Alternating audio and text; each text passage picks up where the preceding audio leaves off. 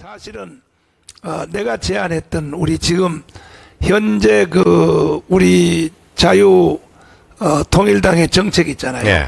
이 정책이 지금 113개가 완성이 됐어요. 예. 113개가 완성이 돼 있는데 이것은 완전히 기존 정당에는 상상도 못하는 이 일본 있잖아요. 미국식 정치 제도를 실현하기 위해요. 국회의원 300명을 상원 100명, 하원 200명으로 구성한다. 미국이 그렇게 넓은 나라인데도 상원이 100명밖에 안 되거든요. 예. 한 주에 2명씩. 예. 그래서 이제 요렇게 이제 해놨단 말이에요. 그리고 하원하고 상원은, 하원은 주로 예산을 다루잖아요. 예. 심의하고. 상원은 이제 외교하고 국방. 예. 이걸 이제 딱 나눠놨단 말이야. 나는 이게 미국식 민주주의를 가려면 대통령 중심제에서 가장 성공한 나라는 미국이잖아요. 미국이죠, 뭐. 유일한 미국인데 다른 뭐 유럽이 되든지 전부 다 내각제로 다 돼 있거든. 내각제 하다 보니까 이제 국가의 구심력이 시간이 갈수록 내구성이 떨어지고 이제 아주 유약해져 가지고 좌파들이 아주 흔들기 좋은 그런 구도가 되는 거죠. 그렇지. 그래서 거의 다가 좌파로 다 넘어왔어요. 캐나다 같은 경우는 거의 사회주의 국가를 가고 있습니다, 지금. 그렇지. 예. 완전 나라 베른 거예요, 거기. 맞죠. 예. 그래가지고 뭐 외부의 사람들이 대거의 불법 이민들하고 중국 사람들 워낙 많이 와가지고 갑자기 집값 폭등하니까 그 원래 살던 사람 못 살겠다는 거예요 지금. 그래서 알바트 주로 가는 그쪽에 이쪽에 있는 주는 아예 독립운동하려고 지금 독립 투표 절차를 밟는다 하더라고요. 그리고 50% 넘으면 무조건 독립할 수 있다는 거게. 두 번째는 이제 공수처 해산한다. 저 공수처 저거는 범죄 집단 아닙니까? 그러니까 처음부터 논란이 많은 집단 아닙니까, 저거? 아주 불분명하고, 옥상옥이 되는 것이고, 무슨 뭐 검찰 하고 이런 거 조사한다고 그걸 만들어 가지고. 저거 문재인이가 만들어 놓은 거거든요. 그렇죠. 문재인이 말기에. 완전 그냥 마지막 하기 전에 그렇게 해가지고 저걸 마지막 해놔놓고 자기는 퇴임한 거지, 저게. 그러니까 저 윤석열 대통령을 관저에 체포하러 갔는 거야. 딱 그 역할을 하기 위해서 주어진 거지. 기가 막힌 거지. 세 번째, 윤석열 대통령의 정책을 이어간다. 윤석열 대통령이요, 사실은 이승만 박정희 다음에 제일 사실은 잘한 거란 말이에요. 국내 정치는 192석을 야당이 가지고 있으니까 국내 정치는 어떻게 할 수가 없잖아요. 예. 결국은 그걸 타파하려고 계엄령을 선포했다가 오히려 우리 역풍 맞아서 지금 탄핵된 상태인데, 그래서 윤석열 대통령의 정책을 이어간다. 이 핵심이 뭐냐면 한미일 동맹 강화거든. 그렇죠. 뭐 우리나라의 그 번영의 주체가 바로 한미일 동맹에서 나온 거죠, 그게. 그리고 거기 저 옆에 지금 우크라이나 전쟁하는 그 옆에 뭐 폴란드. 거기에 원자력 발전소. 그 체코. 체코 거기에 원자력 발전소 윤석열 대통령이 제일 먼저 가서 이미 벌써 터놨고, 그런데 이번에 계약했더라고. 예. 이야, 그러니까 우리나라 원자력 기술이 세계 최고잖아요. 그래 세계적인 그런 기술을 갖다가 완전 모습을 만들어 가지고 평양이 눈치 보느라고 여기에 해가지고 앞으로 장착 우리나라 남쪽에도 정권 따라 가지고 핵 만들 그런 가능이 있다 해가지고 그 지령을 받은지 모르지만은 어떻게 그런 짓을 하는지 모르겠어요. 여기는 그렇게 핵발전소를 못 짓도록 만들고 외국 가가지고 핵발지라고 말하니까 누가 그걸 고지 듣겠어 그거를.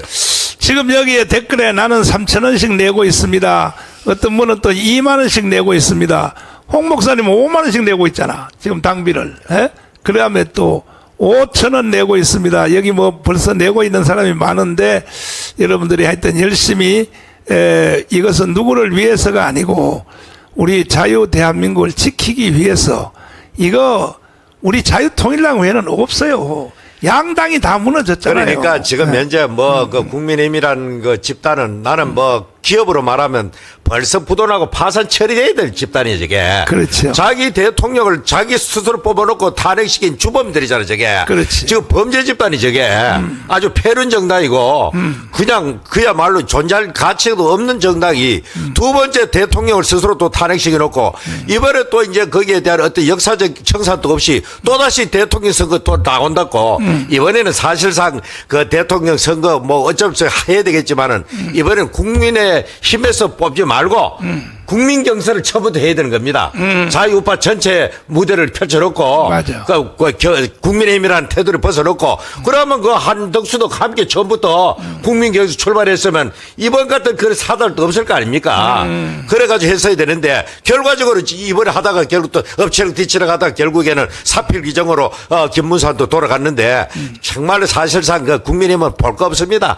이번에 그 양권씨라고 말하는 그 사람들 하는 행태를 보십시오. 저게 도저히 저 사람들은 대통령 누가 되는 거 관심 없는 사람 같아.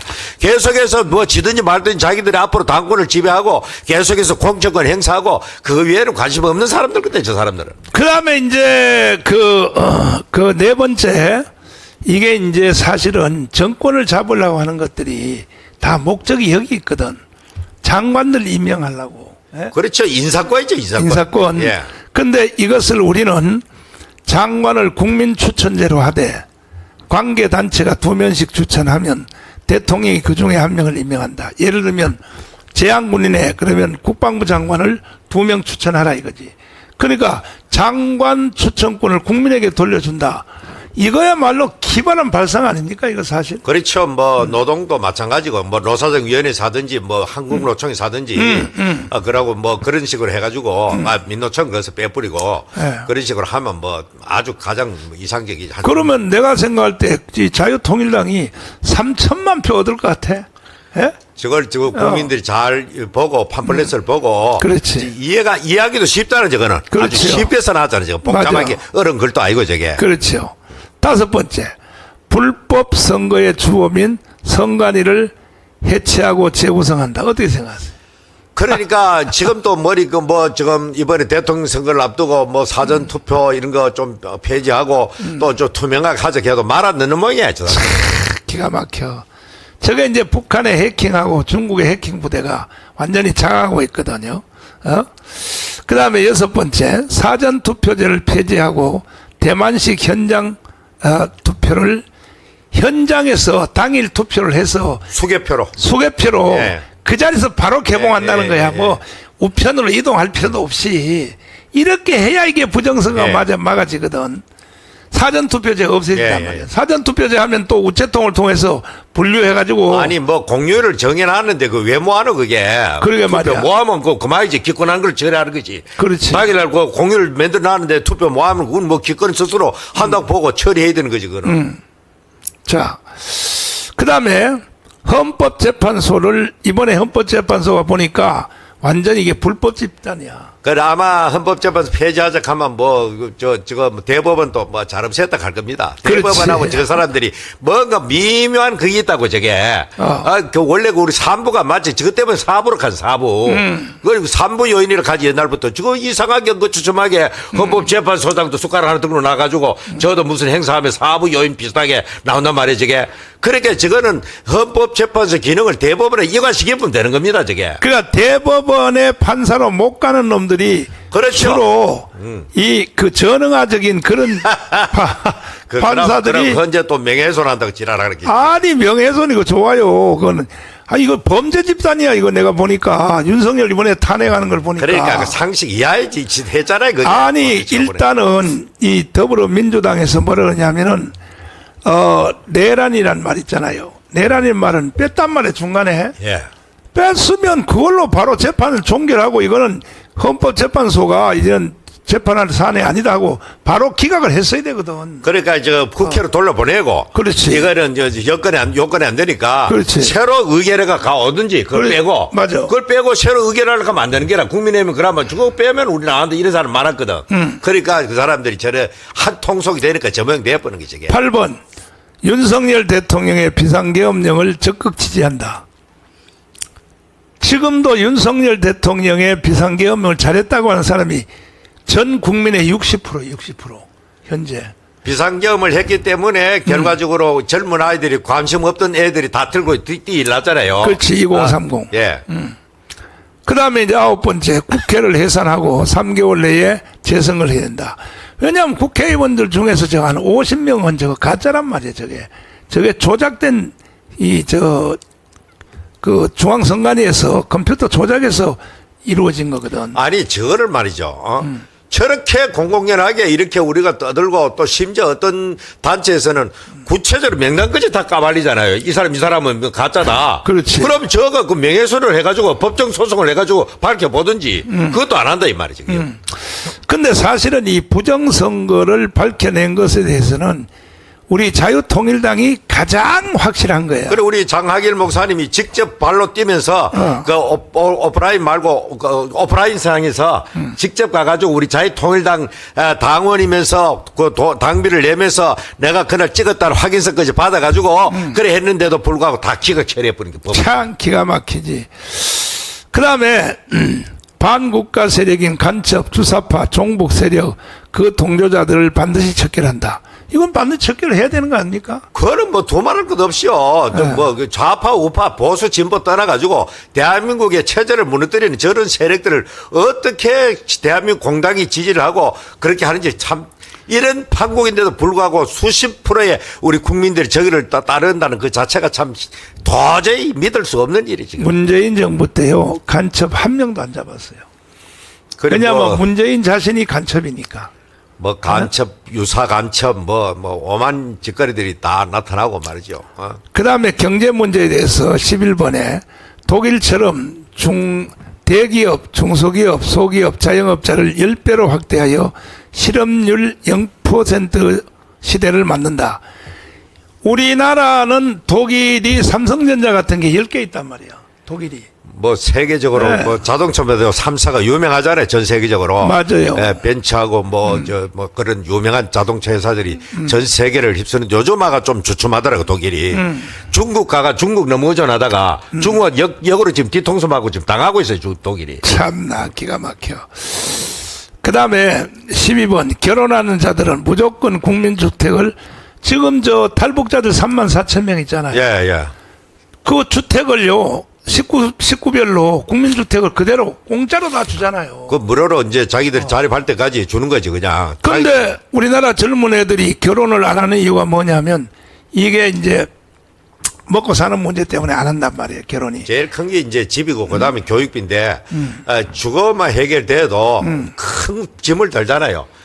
그런데 우리나라 역대 저출산 비용으로 수십조를 날렸습니다. 그렇지. 아무 표시도 없어 해봐야. 맞아. 아무 표도 없는데 저런 과감하게 던져야 되지. 맞아. 국가의 명운이 걸린 문제입니다. 이건 사실 우리가 지금 현재 당면한 문제로 좌판이 우판이 싸움을 하고 있지만은 국가의 실질적으로 몰락의 길을 만드는 것은 저출산입니다. 저출산이 세계 지금 OECD 국가 중에 1위란 말이에요. 1위. 그것도 보통 1위가 아니고 압도적 1위입니다. 압도적. 0.7%거든 제가. 세상에. 그다음에 다뤄온 게 한 1%좀 돼요. 세상에. 압도적 1위, 압도적 1위. 압도적이야. 참.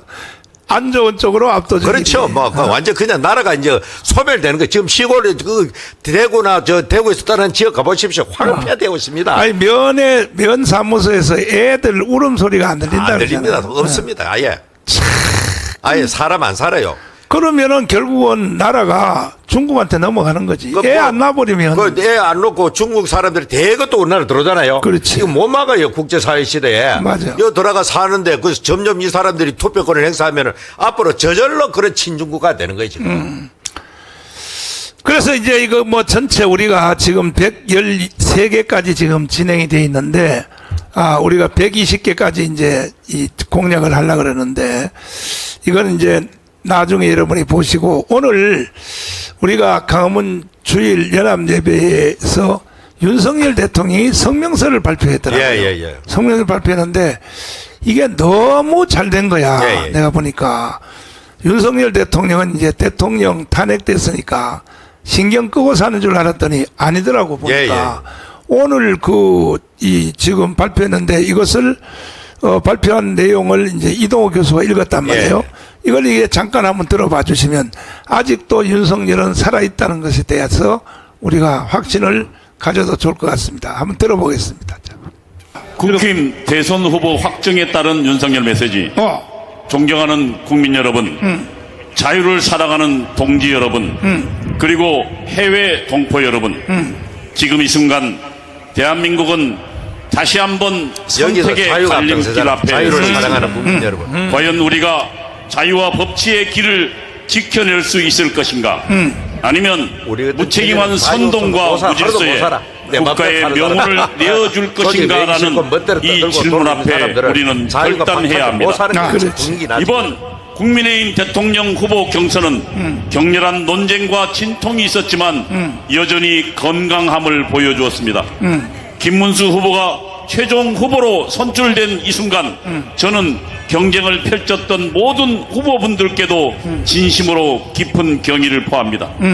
또 한덕수 전 총리께서 출마 선언 당시 밝히셨던 자유민주주의와 국가의 번영을 위한 사명은 이제 김문수 후보와 함께 이어가야 할 사명이 되었습니다. 저는 한 전 총리께서 그 길에 끝까지 함께 해 주시리라 믿습니다. 그리고 다른 후보를 지지하셨던 모든 국민 여러분께 호소드립니다. 이제는 마음을 모아주십시오. 김문수 후보를 지지하셨던 분들 또한 이 과정을 겸허히 품고 서로의 손을 맞잡아야 합니다. 우리의 싸움은 내부가 아니라 자유를 위협하는 외부의 전체주의적 도전에 맞서는 싸움입니다. 저는 비록 탄핵이라는 거센 정치의 소용돌이 속에 놓였지만 당에 늘 감사했습니다. 단 한 번도 당을 원망한 적이 없습니다. 정당은 국민의 뜻을 담는 그릇이기 때문입니다. 저는 비록 임기를 다하지 못하고 물러났지만 제 마음은 여전히 국가와 당과 국민에게 있습니다. 저는 끝까지 이 나라의 자유민주주의를 지키는 길에 여러분과 함께 할 것입니다. 이번 6.3 대통령 선거는 단순한 정권 교체의 문제가 아닙니다. 자유 대한민국의 체제를 지킬 것인가 무너뜨릴 것인가 그 생사의 기로에 선 선거입니다. 저는 국민 여러분께 분명히 말씀드립니다. 이제 우리는 단결해야 합니다. 김문수 후보가 제시하는 원칙을 지키는 정치는 바로 자유민주주의의 본질을 보여주는 것입니다. 이는 지금 거대 야당의 전체주의적 행태와는 근본적으로 다릅니다. 이 차이가 대한민국의 미래를 가릅니다. 국민 여러분, 특히 자유를 사랑하는 청년 세대 여러분, 다시 한번 함께해 주십시오. 지난 겨울 탄핵 전국에서 서로 손잡고 하나 되어 끝내 무너지지 않았던 그 용기, 그 신념을 다시 꺼내 주십시오. 다시 일어나 주십시오. 다시 외쳐 주십시오. 우리의 반대편은 강력합니다. 그러나 우리가 서로 믿고 단결한다면 결코 우리를 무너뜨릴 수 없습니다. 이번 선거에서 우리는 반드시 승리해야 하며 승리할 수 있습니다. 자유가 무너진 곳에는 경제도 미래도 없습니다. 체제가 무너지면 모든 것은 모래 위에 성이 됩니다. 우리는 지켜내야 합니다. 2030 청년 세대와 미래 세대들이 살아갈 자랑스러운 우리 자유 대한민국을 저 윤석열은 끝까지 여러분과 함께 할 것입니다. 여러분 한 분 한 분도 이 나라의 진정한 주권자로서 함께 해 주시리라 굳게 믿습니다. 우리는 반드시 승리할 것입니다. 감사합니다. 2025년 5월 11일 윤석열 드림